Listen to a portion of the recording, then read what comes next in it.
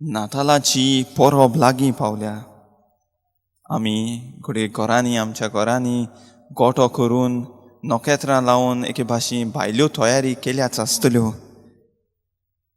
आनी त्यो एके भाशेन गरजेच्यो. पूण जेजू आमच्या घरांनी आमच्या घराच्या गोठ्यांनी दवरच्या आदीं ताका आमच्या घरांनी येवकार दिवच्या आदीं आमी ताका आमच्या काळजाच्या गोठ्यांनी येवकार दिवंक खूब गरजेचें.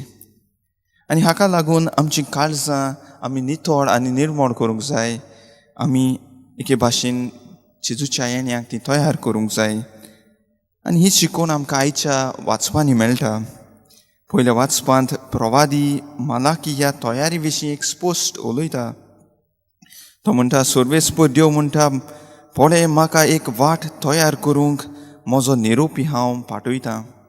देवाकूय जाय आमी एक बरी तयारी केल्ली आनी त्या वेळार देवान एक नेरोपी धाडलो ती वाट तयार करूंक.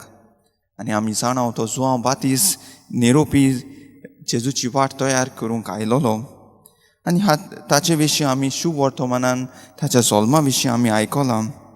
जुआंव बातिसाच्या जल्मांतल्यान प्रवादी मालाकीन दिल्ली ती भास एके भाशेन पूर्ण जाता, साकार जाता. जुआंव बातिसाचो जल्म हो एक खंयच्याय भुरग्याचो जल्म एके घोराब्याक खुशालकाय दिता.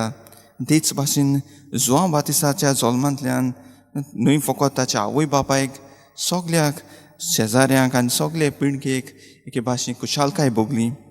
ताचो जल्म देवाची शक्ती, बळ आनी देवाची येवजण पुरकोट करता.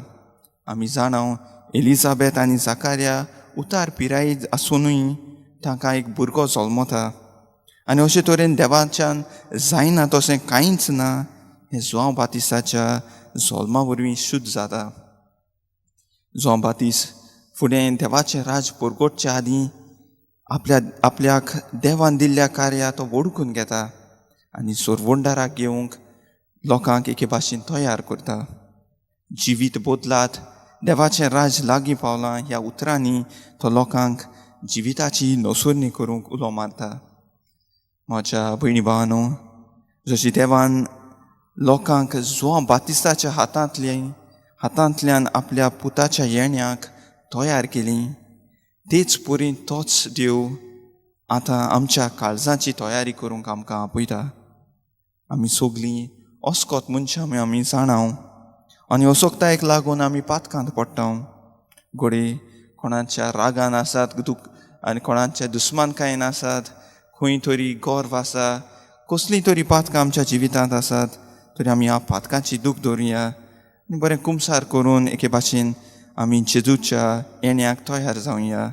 जेजूक आमच्या काळजांनी येवकार दिवंक आमी एके भाशेन फुडें सरुया. आनी आमी साबितेंत मेवत्मीक वाटेन तयार जावंक देवाची कृपा मागतना आमचें जिवीत पातकांतलें मेकळें करूंक एके भाशेन स्वतंत्र मनशां कशीं जेजूच्या जल्माचे परब समोर तयार जातना देवाची कृपा आनी बळ मागुया. आमेन.